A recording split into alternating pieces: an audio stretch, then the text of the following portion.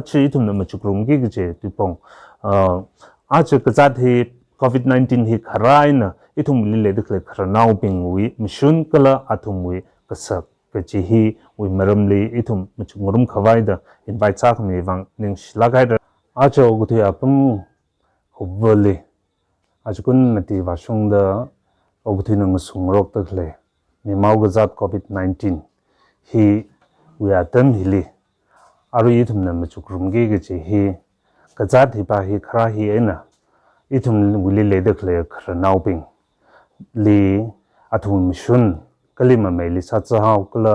atum kharing kharak li kasak pai je khima me le hau kala gachi maram li itum tiang mai kha machungrum khawai gachi hi aru atam hili itum khuidak le ni aru oguti wi survey kala studies ena yang laga kazat hin la kathema ping la kahang number 1 fatality rate jaka senior citizens hiping hin jume thu da zadle ka khniali kaza khwai wi rixila atuna jume thu dle chena lang me da ka thumali ara lockdown hi kharaina kazat hi wangaina lockdown hi kharaina athumi mirinli shok ka jangli ka habi ka chung ler chena athumli social access kasa athumwi job avenue li movement hili ka hab ka chung ga ni gai ler chena athumwi social access economic access health facility access hila tiong mai khar hain chena hi wang aina hiping hina athumi rinli ara hangdak le maram khamantai ga thum hi le hauda ara itum society pingna kathama meida athum wang ran mirror ka chi tiong me khai thum wi society le yang khong ji thran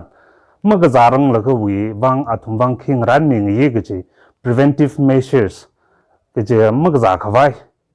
kale ga athum ayali pam ga sa ping ji simba khanunga ka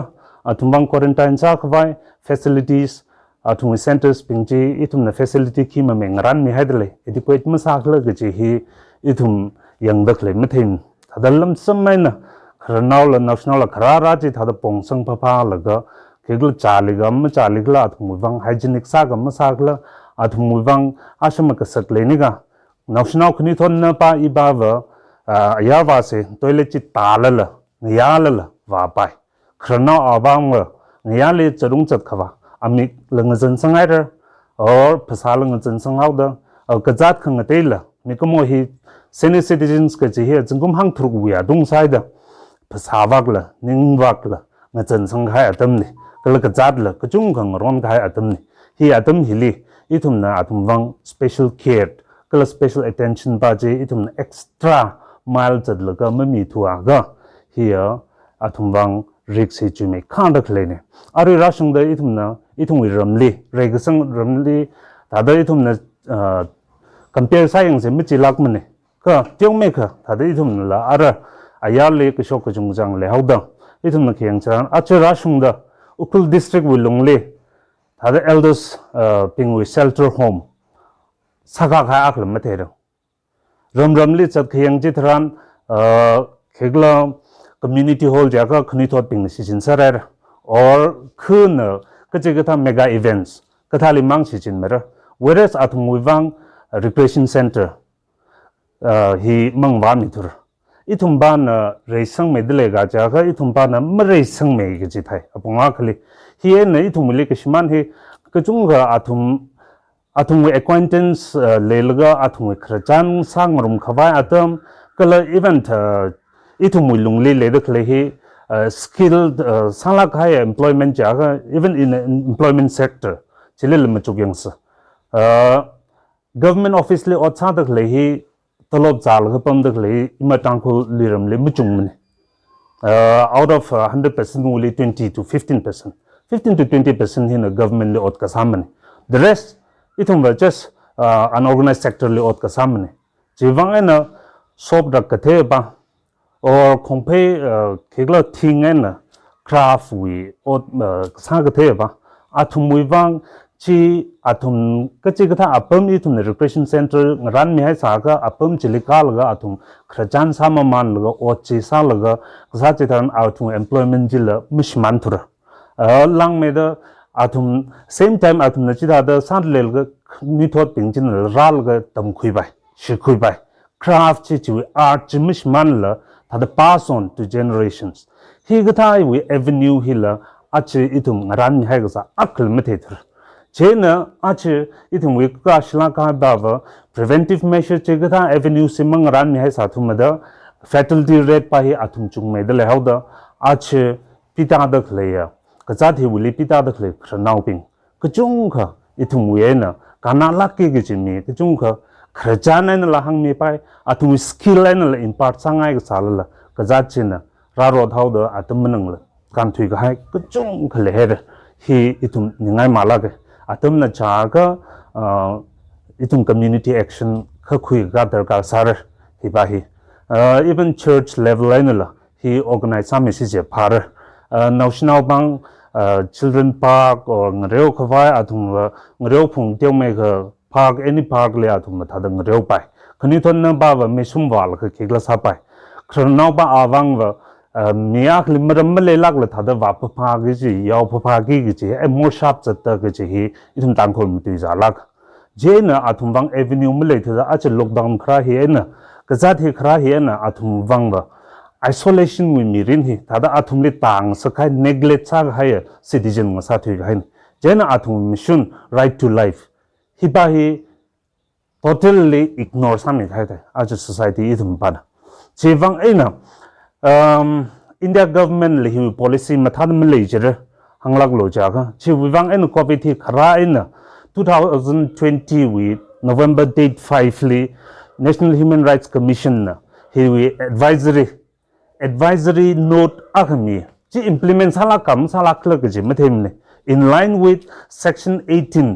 ara khiglo we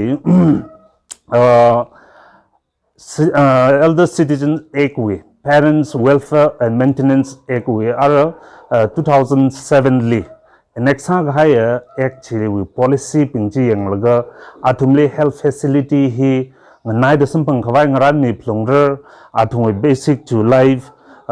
atum na kashakaza sampang khawai apam hi ngai da hai ni plongrer atum na khnang hai chot khai chitran atum ling ran ni plongrer ge facility chikta ka chu hai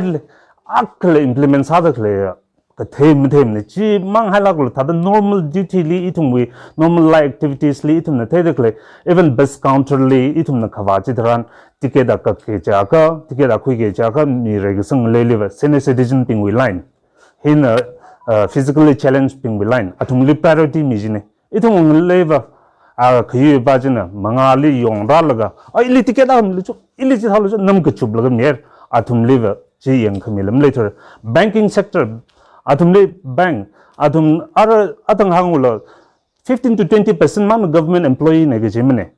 The rest 80% jiva non-skill ne. Jivang atuma unorganized sector le outside the how the government lu mission me the all age pension. He organized a military kushokavai kavajil. As I take Misulam lema, I will look at thing man kushoki gajili, kanitanga tumtang. Narabamra Q energy. Kiu gasajil itumba in a senior citizen way, in a shina way, in a physically challenged ping way, shake shipping with the chilamang of army, Kayun and Namkachublaga. Survival of the fittest with policy he other itum willy he implements other ladle. In reality, Chibanji Sadak ladle. Chivang Aina itum in society he lil lingdaklia cranauping here. Very vulnerable. Kalashipai lakachi atum litum the young keg high he. Itum ningai malaka he kathethang kamaping society organization ngate te the long now te the le odrum ngtsa the leping itum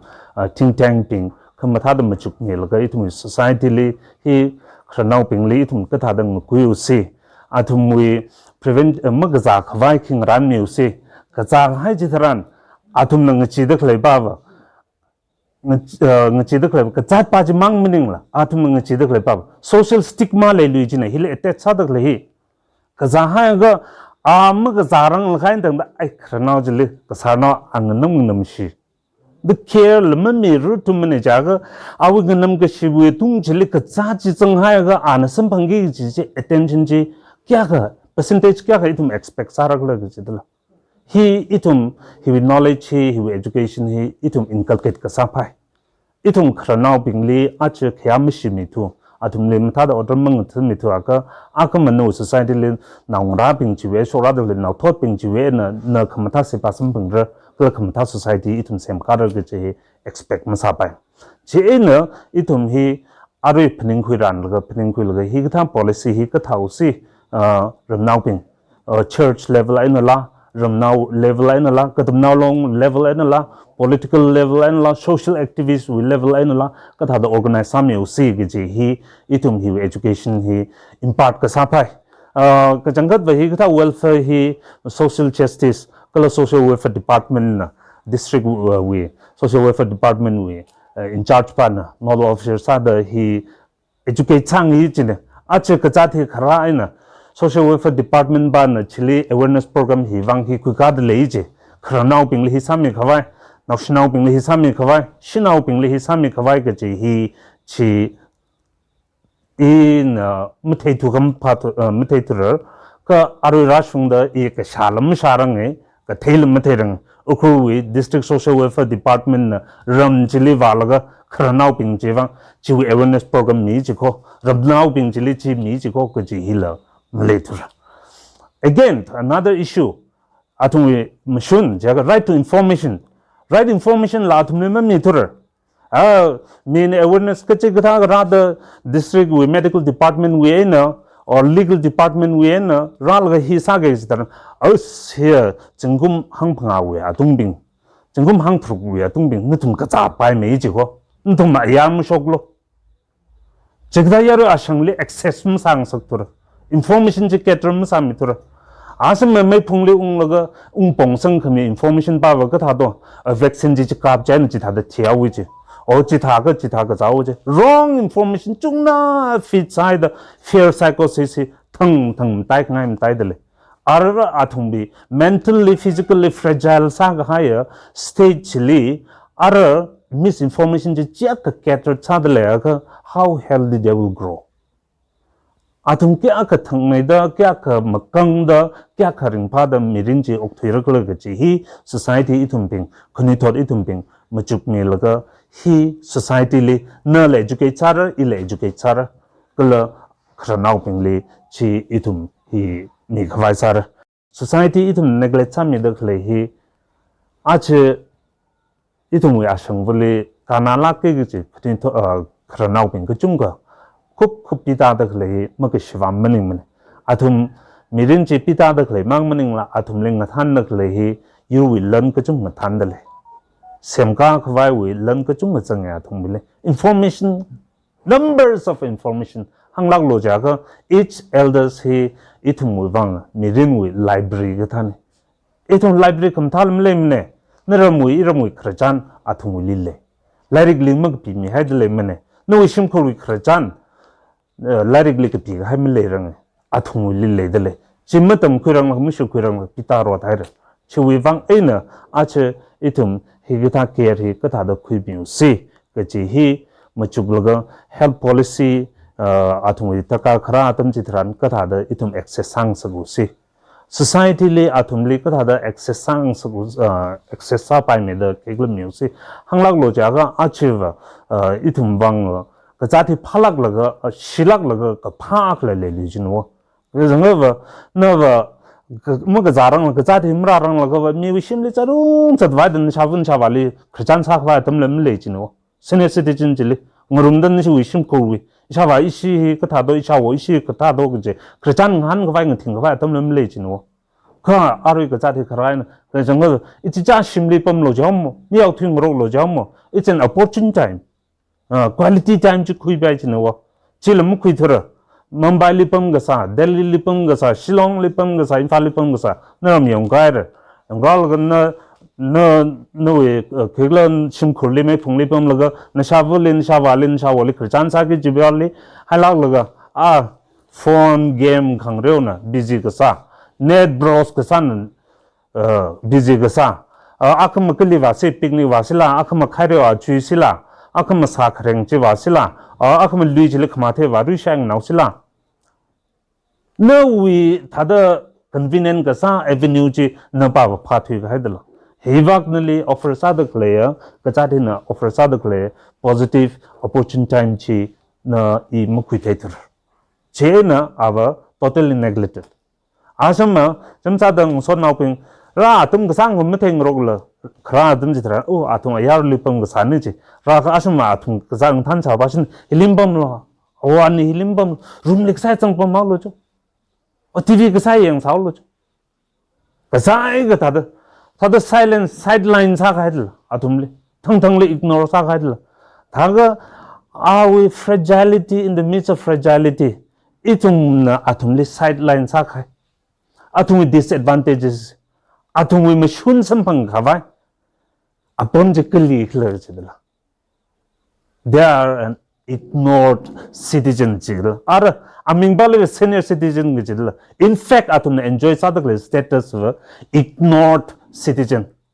angna ge jil ai na tum ignorant the pouch pham tamre it's a very complex it's a very vague information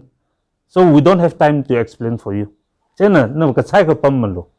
thada na chage gi na pigi ji pa ji thada samlo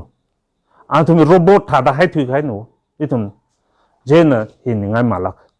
itum corrective measure ko khui kar atum le attention ka thada ni si atum le ning ka thada ring phang saksi ke chi hi mil ka itum asang vi semka ka khranawli itum khyasia ka itum akamu society itum khrajan mithing mera itum thochan mishung mera kala itum akama acha khani tho chadakle khani tho chaching michimra nala ila thanga mathanga rasara nu atam khara chitran nala khamtha athe hatra chi wang aina ache athum mishun thei khami kala athum ka sakche itum phapta milga athum ka sakche le itum chon laga attention khami care khami chi hi itum bi sa khangi ot ngrut ne chi hi asangwa ngana da klei tum sai quarter ngana ko ro itum ot manga ot ngrut chi khang kui se chi hi siang ai chi ning slagar